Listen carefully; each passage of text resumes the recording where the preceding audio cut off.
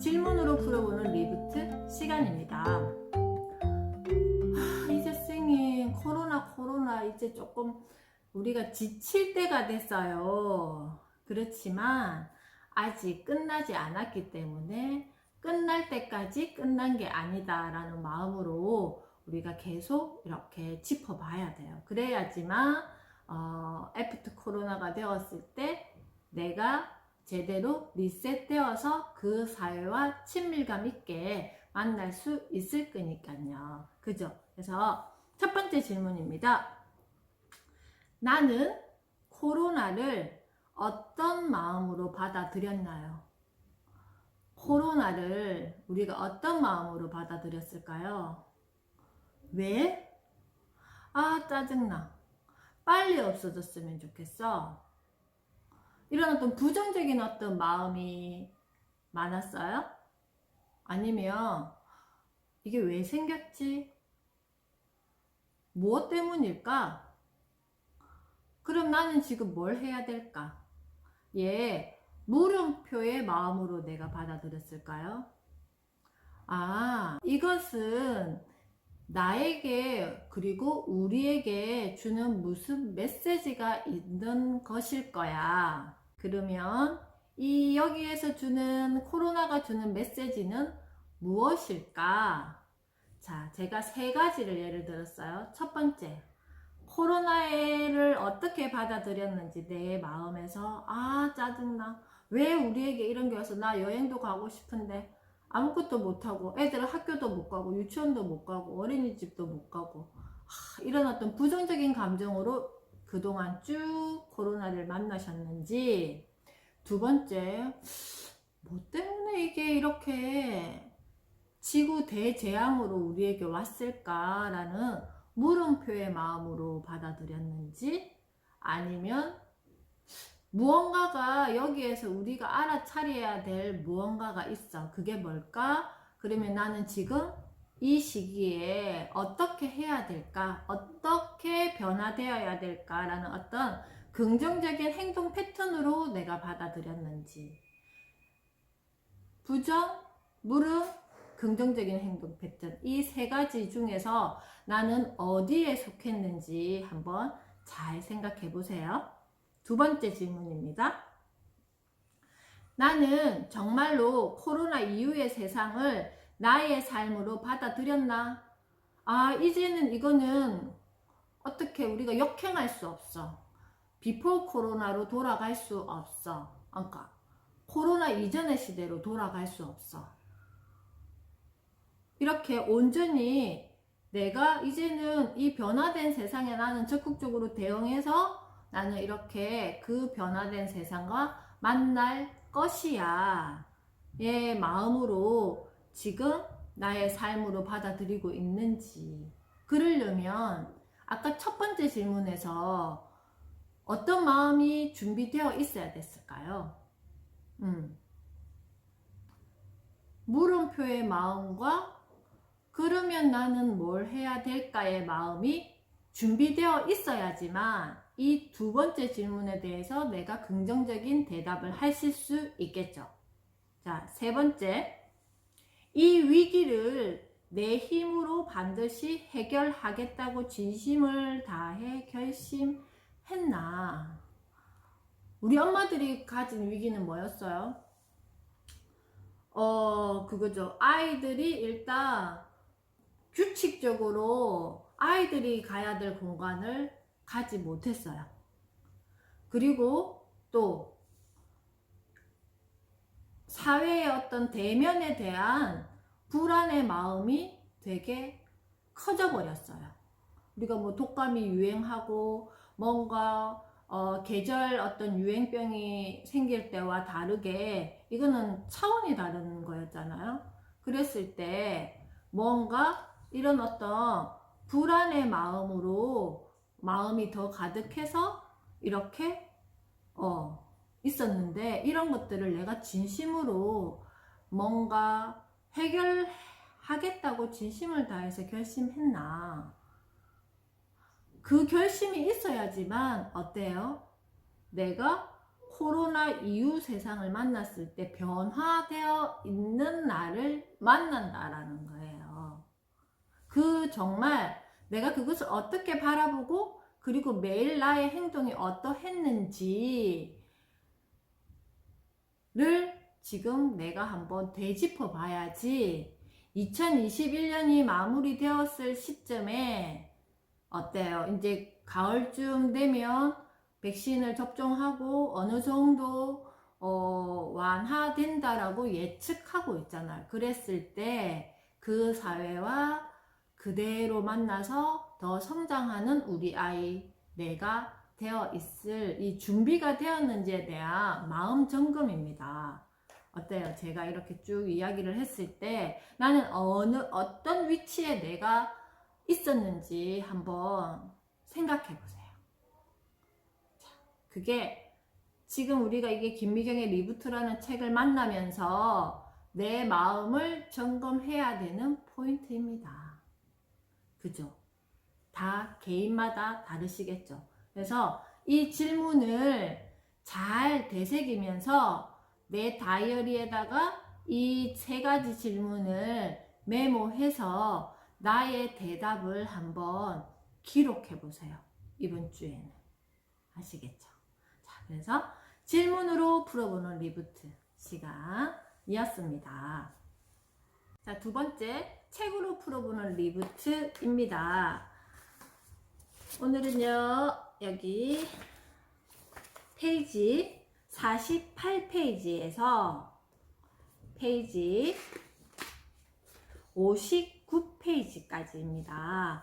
자, 완독은요, 우리 엄마들이 직접 이렇게 다 미리 읽어와 주셔도 되고 또 수업 마치고 다 읽으셔도 되겠습니다. 57페이지 포인트 먼저 읽고 앞으로 넘어가서 한번 짚어보겠습니다. 57페이지 중간 지점입니다. 그러나 이렇게 생각해보면 어떨까? 한 개인이 세상 전체를 다 파악할 수는 없다. 그러니 세상은 큰 줄기만 파악하고 진짜 중요한 내 생계와 관련된 것들만 촘촘히 알아가면 된다고. 아주 작은 것들이라 할지라도 나 하나 살아갈 만큼, 그리고 나 하나 먹고 살 만큼 이해하고 휘어잡으면 된다고 말이다. 뭔지 아시겠죠? 우리 아이가 세상과 어떻게 접속하고 어떻게 살아갈 것인지, 그리고 어떻게 먹고 살 만큼 내가 이해하고 있는지가 키포인트예요. 그거예요. 제가 계속 질문도 던지고 책 이야기도 하고 신문 이야기도 계속 던지잖아요. 이것은 세상의 큰 줄기를 어떻게 한다? 함께 파악한다라는 개념이에요. 그러면 우리 엄마들이 해야 될 몫은 거기에서 진짜 중요한 내 생계와 관련된 것들을 어떻게 한다고요? 촘촘히 알아가고 연결 지을 수 있으셔야 된다라는 거예요. 우리 아이와 관련된 거, 그리고 우리 가족과 관련된 거를 내가 세상은 이래. 그러면 나는 그 틈에 어떻게 내가 들어가서 나 주도적으로 세상과 연결해서 앞으로의 세상을 살아갈 것인지, 그게 코로나가 끝났을 때, 수인이 엄마도 오셨어요. 코로나가 끝났을 때 내 삶의 형태를 만들어가는 개념이라는 거예요. 이해되셨어요? 그래서 전반적인 걸 알지 못하면 사회의 어떤 큰 줄기에 내가 그냥 의식하지 않고 알아채지 못하고 그 사회가 주체가 되어서 나는 끌려가는 삶을 살게 된다는 거예요. 부모 세대가 그렇게 되면 우리 아이는 어떻겠어요? 우리 아이는 더 심각하죠. 더 심각한 사회가 예고되어 있잖아요. 그죠? 그렇기 때문에 지금 우리가 매일 책도 읽고 질문을 통해서 내가 한번 내 이야기를 해보고, 그리고 신문에 대한 이야기, 신문 이야기를 하면서 큰 어떤 세상의 큰 줄기를 파악해보고, 아, 이런 이야기가 있네. 그러면 나는 어디에다가 접속할 수 있을까? 그리고 나중에 그런 어떤 재료들을 가지고 내가 무언가를 하고자 할 때, 우리 아이가 무언가를 하고자 할 때 내가 기회를 찾을 수 있잖아. 그죠? 준비되어 있는 나와 변화된 세상이 만났을 때 어떻게 할 수 있다? 기회를 찾을 수 있다라는 거예요. 그것을 지금 우리가 하고 있다라는 거예요. 매일 아무것도 아닌 것 같지만 뭐 질문에 대한 이야기하고 책 그냥 읽고, 그리고 뭐 신문에 대해서 뭐 그날 있었던 이야기하고, 아무것도 아닌 것 같지만 이런 것들이 다 내재되어서 이 다음에 변화된 세상과 내가 접속해야 될 때, 그리고 내가 무언가를 하고자 하는 기회를 만날 수 있다라는 거예요. 어떻게? 나도, 우리 아이도. 그래서 그 중간에 있을 때는 이게 굉장히 혼돈스럽고 뭐가 뭔지 모르겠고 질서가 잡히지 않아요. 왜냐하면 내가 어디에 가 있을지 모른단 말이에요. 그래서 더 심도 있게 세상을 들여다봐야 되고, 그 속에 어떤 점만 계속 보는 게 아니라 큰 어떤 그림, 연결되어 있는 어떤 줄기를 파악해야 된다라는 것입니다. 우리 아이들 1 더하기 1, 뭐 이렇게 수학부터 산수, 수학, 뭐 공식, 그 다음에 뭐 지금도 뭐 학습지 같은 거 하지 않아요? 이런 거 뭐 한글도 그렇고 수학도 그렇고. 그거 왜 하세요? 그거를 아이에게 왜 시키세요? 시키는 이유가 뭐라고 생각하세요? 수학을 하는 첫 번째 이유는 방금 제가 말했던 거죠. 이 세상의 큰 흐름에 대한 공식 찾기. 수학도 한 문제를 풀려면 어때요? 공식에 대입시켜서 그에 준거된 숫자와 스토리를 가지고 내가 문제를 풀어내는 거잖아요. 거기에는 뭐가 있어요? 공식이 있단 말이에요. 그러면 공식을 막 외워가지고 원의 넓이를 구한다, 삼각형의 넓이를 구한다, 이런 게 중요한 게 아니라 이게 왜 나에게 필요한지를 알아야 되는 거예요. 이것도 공식인 거예요. 자, 보세요. 공식이라는 것은요, 내 주관적인 감정이 들어가서 수학 문제를 풀 수 있어요. 아, 나는 오늘 슬퍼. 그래서 1 더하기 1은 그냥 1로 할래. 이거 아니죠. 그죠? 이거는 객관적인 근거와 공식이 있어야지만 이거를 제대로 풀 수 있어요. 근데 세상의 어떤 돌아가는 이치와 내가 만난 문제 상황도 마찬가지 나만의 공식이 있어야 된다는 거예요. 아이가 수학 문제를 잘 풀기 위해서 공부를 해야 되듯이 내가 세상이 돌아가는 이 어떤 이치와 무언가 해결해야 될 문제를 만났을 때 내가 나의 공식이 있어야 되잖아요. 근데 공부하지 않으면 그 공식을 어떻게 알겠어요? 그래서 우리 엄마들이 또 애가 이렇게 책상에 앉아서 책 봤을 때 제일 예쁘다 하잖아요. 왜? 세상과 접속하고 있는 우리 아이가 기특하기 때문에 그렇잖아요. 그런데 이제는 우리 엄마가 더 열심히 하셔야 되는 이 시점이 되었어요. 어제도 제가 말씀드렸듯이 앞으로 우리가 만날 세상은 아무도 경험해보지 못할 세상을 만날 것이기 때문입니다.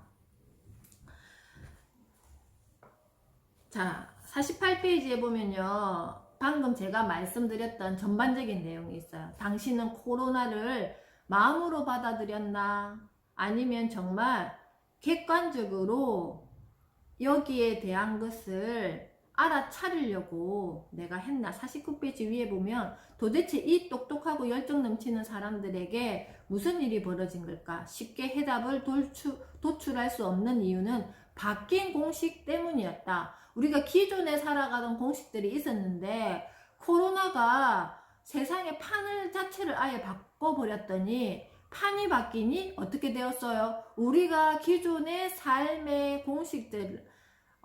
공식들이 있었는데 그것이 갑자기 어떻게 돼버렸어요? 복잡해져 버린 거예요. 그래서 예전에는 사람들이 좋아하는 거, 사람들이 몰리는 곳, 돈이 모이는 곳, 잘 파는 방법이 분명했잖아요. 그죠? 그래서 그냥 그 공식에 맞춰서 살았으면 되는데 이전에 대입하던 공식에 약간의 혁신을 더하면 얼마든지 먹고 살 수 있었는데 몇 년 동안에는. 그런데 이 코로나 때문에 어때요? 코로나로 인해 기존의 공식이 싹 사라지고, 싹은 아니죠. 점차 사라지고 새로운 공식이 들어와 버렸어요. 어떤 공식? 언택트, 그리고 디지털 등 생소한 공식들이 나타나 우리의 생업에 살아가는데, 그리고 내가 하는 일에 이거를 뒤흔들어 버리니까 어때요? 당황하고 어지럽다. 우리가 모르는 문제를 딱 만나면 어때요? 아, 머리야. 이렇게 이야기하는 것처럼 마찬가지라는 거예요. 근데 이 공식을 어떻게든 대입해보고 싶지만 생각보다 어때요? 어렵고 복잡하다. 우리 선생님들도 지금 똑같이 이 리부트 책을 읽고 공부를 할 건데요. 너무 어려워요 라고 하셨어요. 우리 엄마들은 어땠어요? 이 책을 만났을 때 다 이 사람들마다 반응이 다 다르던데 놀라워요? 꼭 필요한 책이었어요? 어려워요? 라는 말도 있었고, 정말요? 이렇게 돼요? 이런 말도 있었고, 다 각자 자기가 주관적으로 느끼는 느낌이 다를 거란 말이에요. 자, 그리고 51페이지 중간에 보면 부자들만 안다는 고급 정보들은, 부자들, 그러니까 기업은요, 항상 트렌드 분석가를, 아예 해서, 어떤 트렌드가 되고, 그 다음 내년에는 어떤 마케팅을 해야 되는지 전략을 다 세워요. 근데 이제는 그런 고급 정보들이 이제는 온라인화 되면서 많이 오픈되어 버렸어요. 그래서 저도 많은 혜택을 받았어요. 작년에 그러니까 2020년 말에 2021년 어떤 경향에 대한 컨퍼런스가 굉장히 많았는데, 그런 것들이 거의 다 온라인화 되어 가지고 제가 거의 다 그걸 다 들었단 말이에요. 그래서 저는 수혜자죠. 왜냐하면 그런 고급 정보들을 많은 돈을 들여서 현장에 가지 않아도 다 들을 수 있었기 때문에, 자, 이렇게 돼버렸어요. 그래서 53페이지 중간에 보면 공부한 만큼 갖게 되는 게 고급 정보다. 그래서 지금은 위기를 공부해야 할 때다 되어 있죠. 그죠? 그래서 지금은 우리가 공부해야 할 때입니다. 53페이지 교육과 부동산 공식이 바뀐다. 제가 아까도 공식이 바뀌어요. 코로나로 바뀐 공식은 생업에만 한정되는 게 아니고요. 일상에서 일어나는 수많은 선택에도 영향을 미친다라고 되어 있습니다. 저 주변에도 지금 제가 일상 큐레이터 현주쌤이라고 제 또 닉네임을 만들었다 그랬잖아요. 제가 직접 큐레이팅 해주시는 분들이 몇 분 계시는데요. 현장에 저랑 같이 이렇게 유치원 원장을 하고 계시는 분도 계시고요. 그리고 뭔가 마케팅을 하고 계시는 분도 계시고요. 그리고 이제 퇴직을 하셔가지고 뭘 해볼까 하고 하면서 공식을 찾고 계시는 분도 계시고요. 그리고 몇 년 동안 아이 키우는 일에 전업되어 있어서 이 우울감에 빠진, 코로나 블루에 빠진 또 저희 또 선배가 있어요. 선배 언니가 있는데 그 언니도 마찬가지 그 공식을 지금 몰라서 혼돈스러워 하고 계시기 때문에 제가 그분들이 알아들을 수 있는 공식을 어떻게 해드린다? 1대1로 큐레이팅 해주고 있다라는 거예요. 그 눈높이에 맞춰서. 여기에 지금 함께 참여하고 계시는 우리 엄마들께서도 개인적으로 저랑 이렇게 필요한 공식이 필요하셨던 분도 계셨어요. 그래서 1대1로 큐레이팅 해주고 계시는 분도 계시고, 원장님 저도 그렇게 하고 싶어요 하시는 분은 언제든지 제 개인 카톡으로 노크해 주세요. 그러면 제가 그에 맞춰서 큐레이팅 해드리도록 하겠습니다. 그거죠. 내가 이런 혼돈 속에서 나의 공식을 못 찾기 때문에 이 시간을 그냥 흘려보내는 거예요. 그래서 우리 여기에서 이제는 모든 당연했던 공식들이 뒤흔들어져 버렸어요. 2021년에는 작년에 어떤 기초교육을 바탕으로 우리가 이렇게 매일 공부하면서 나만의 공식을 찾는 한 해로 한번 정해보도록 하겠습니다. 아시겠죠? 그래서 57페이지 마지막에 다가오는 미래를 제대로 알아보기도 전에 겁먹고 위축될 필요는 없습니다. 제대로 마주보고 제대로 알고 나의 공식을 만들어서 내가 대입시켜 본다면 우리도 살아갈 만한 세상을 만날 수 있습니다. 왜? 제가 도와드릴 거거든요. 그래서 걱정하지 마세요. 우리가 이렇게 나에게 맞는 공식을 찾아가는 지금 과정입니다. 자, 2교시 책으로 만나는 리부트는요, 여기에서 마치고요. 자, 3교시 신문으로 만나는 리부트 시간입니다. 이런 기사가 있었어요. 자, 보세요. 5G 대한민국 공무원만 아직 2G 가보 되어 있습니다. 여기에 저는 여기에는 타이틀이 공무원만 되어 있는데요. 여기에 들어갈 많은 사람들이 있을 것 같지 않아요? 정말 빠르게 막 통신망도 빨라지고 디지털 세상도 확장되고 막 이러는데 나는 아직까지 이 5G 핸드폰을 2G처럼 사용하고 있다. 이건 거예요. 어제도 제가 잠깐 말씀드렸죠. 보세요. 여기는 지금 한국행정학회 첫 여성 학회장인 박순애 서울대 행정대학원 교수님께서 이렇게 말씀하셨는데요. 이거죠. 영화 나 다니엘 블레이크 풍경은 한국과 유사해요. 목수 블레이크는 심장병으로 시력고비를 받아야 하는데 컴퓨터를 다루지 못하는 그에게 공무원은 온라인 신청이 규정이라는 말만 반복합니다. 행정 편의주의가 영화만의 일인가요? 국가에 맞는 운영체제부터 바꿔 띄워야 합니다. 완전히 새로운 국가의 OS가 운영체제가 이분의 관심사인데요. 가상화폐 근원에는 무국가가 숨어 있어요. 국가 시스템이 몸에 맞지 않는다고 느끼는 사람이 늘어납니다. 코로나19는 탈국가주의를 가속화할 겁니다. 관료의 개인 책임성 확보가 답이라고 그는 봅니다. 지금까지는 국가가 국민을 다스렸어요. 그런데 암호화폐 있죠. 암호화폐. 우리가 쓰는 그냥 이 지폐나 이런 것들은 한국은행에서, 그러니까 국가 중앙은행에서 지폐를 찍어내는 거잖아요. 그래서 모든 게 국가가 관리를 해요. 그런데 암호화폐라는 것은요, 비트코인은 어때요? 이 탈중앙은행 시스템으로 만들어진 화폐예요. 그래서 국가가 개입할 수 없어요. 우리가 한 번씩 그런 거 보죠. 이번에 중국에서 디지털 화폐를 만든다고 했는데 중앙은행에서 알리바바가, 마윈의 알리바바 있죠. 지금 알리바바가 매우 중국에 제지를 당하고 있어요. 왜 그런 줄 아세요? 알리바바가 미국 그 나스닥에 상장되어 있는데 이것이 국가보다 더 힘이 세워져 버릴 수 있다라는 거예요. 왜? 거기에 관련된 연결된 사람들이 어떻게 보면 중국의 인구수보다 더 많아질 수가 있거든요. 페이스북, 인스타그램을 사용하는 인구가 세계 20억 명이라고 합니다. 그러면 왜 마크 주커버그가 작년에 디지털 화폐를 페이스북에서만 사용하는 디지털 화폐를 만든다고 했겠어요?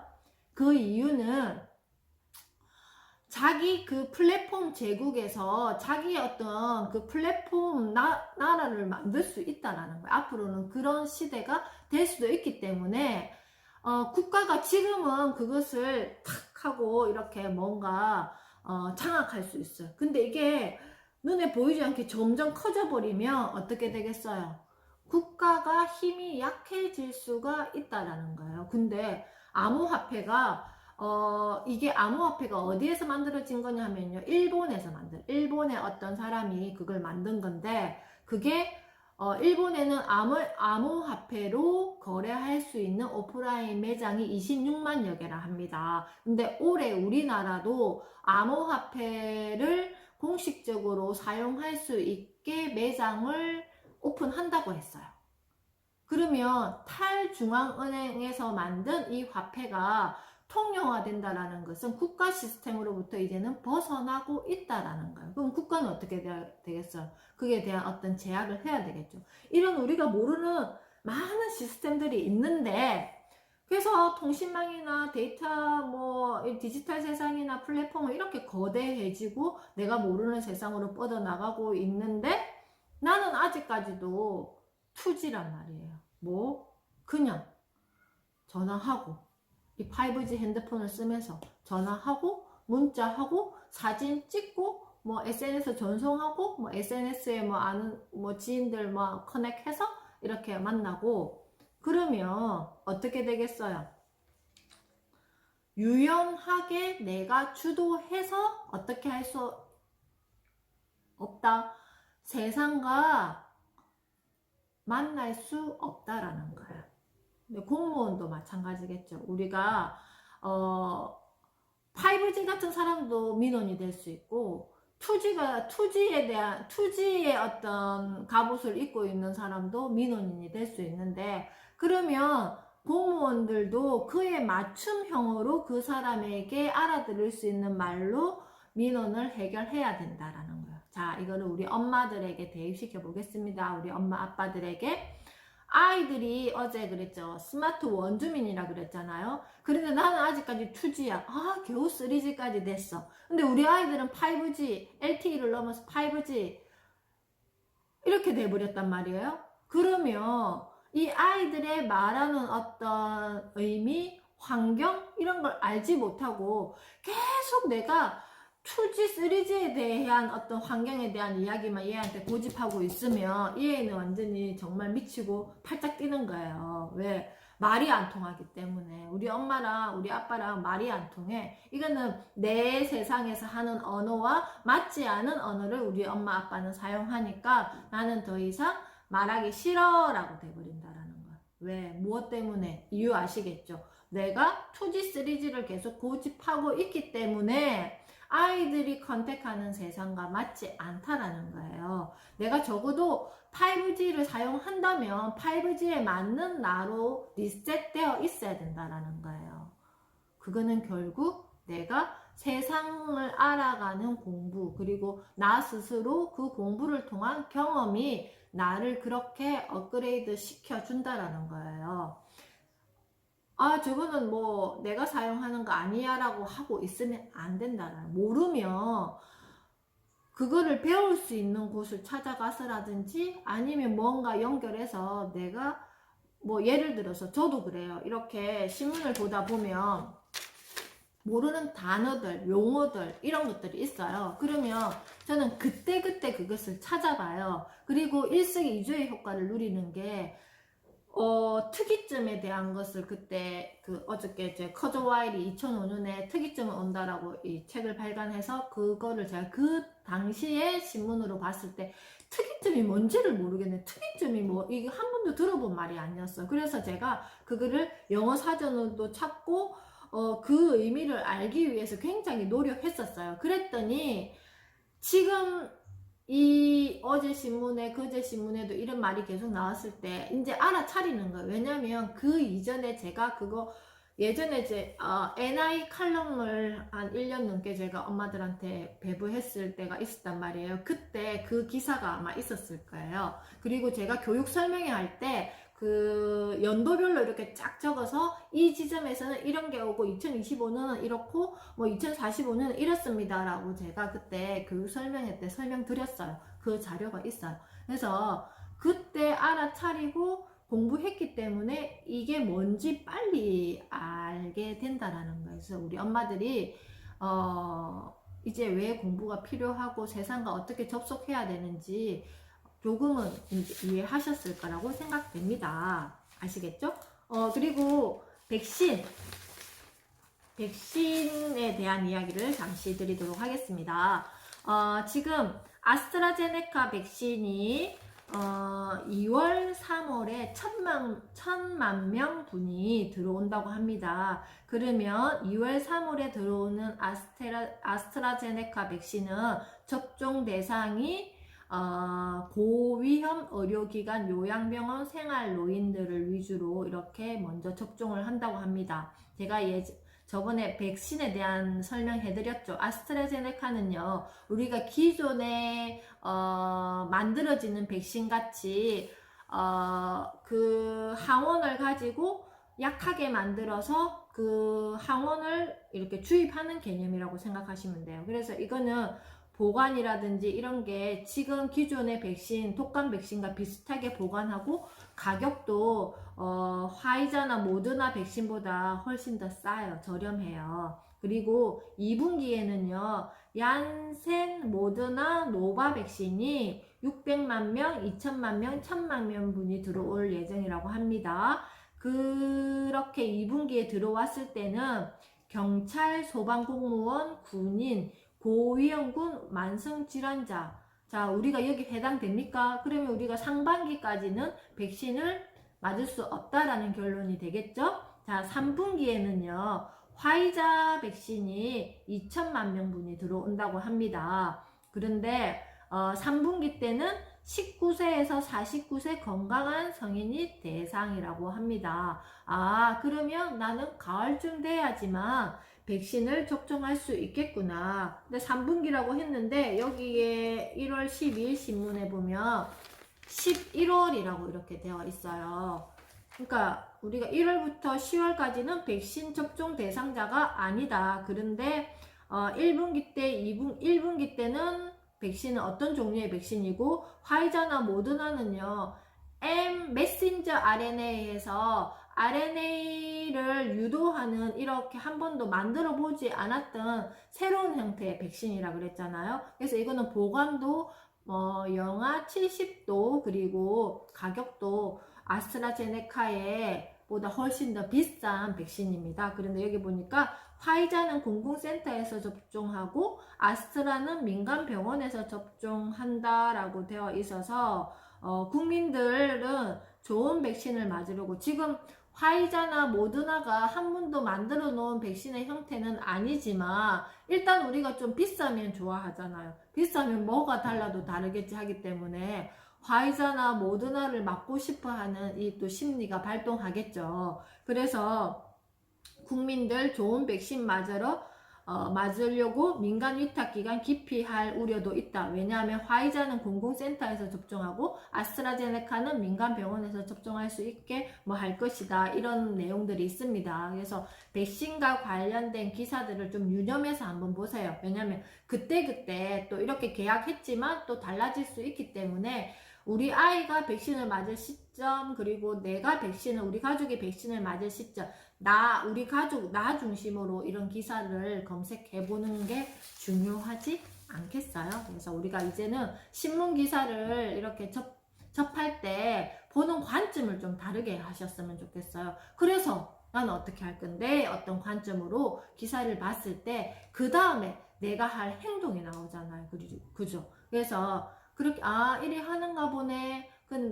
이렇게 맞추면 안 된다라는 거야. 책을 읽었을 때도 마찬가지, 뭔가 새로운 정보를 내가 만났을 때도 마찬가지, 나 중심적으로 사고를 전환해서, 관점을 전환해서, 그래서 그러면 어떻게 할 건데 관점으로 이 신문을, 기사를 만났으면